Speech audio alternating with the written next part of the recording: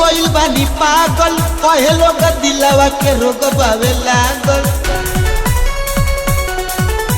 ए जहिया से देखनी हो गइल बानी पागल कहे लोग दिलवा के रोग बावे लागल। तोहरे हो गइल बानी मान के चलो, तोहरे हो गइल बानी मान के चलो। बाकी ओढ़नी से न मुहवा अपन बांध के चलो, बाकी ओढ़नी से न मुहवा अपन बांध के चलो।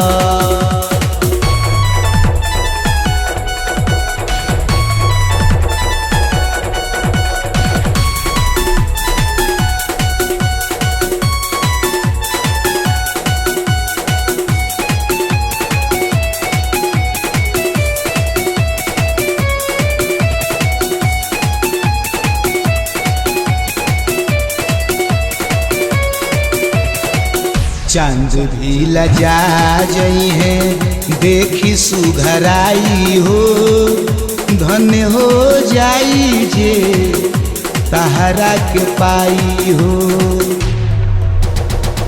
चांद भी लजा जई है देखी सुघराई हो, धन्य हो जाई जे तहरा के पाई हो। अंगूठी के नगीना सीना तान के चलो, अंगूठी के नगीना सीना तान के चलो। बाकी ओढ़नी से न मुहवा अपन बांध के चलो, बाकी ओढ़नी से न मुहवा अपन बांध के चलो।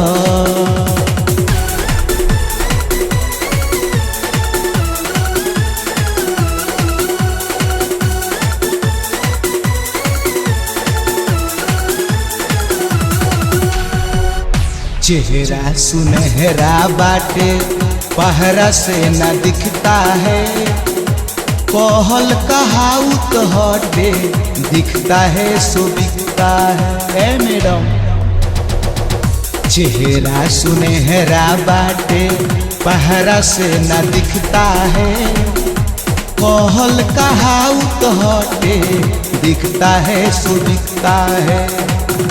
ऊपर नीचे देख के गढ़ा फान के चलो, ऊपर नीचे देख के गढ़ा फान के चलो।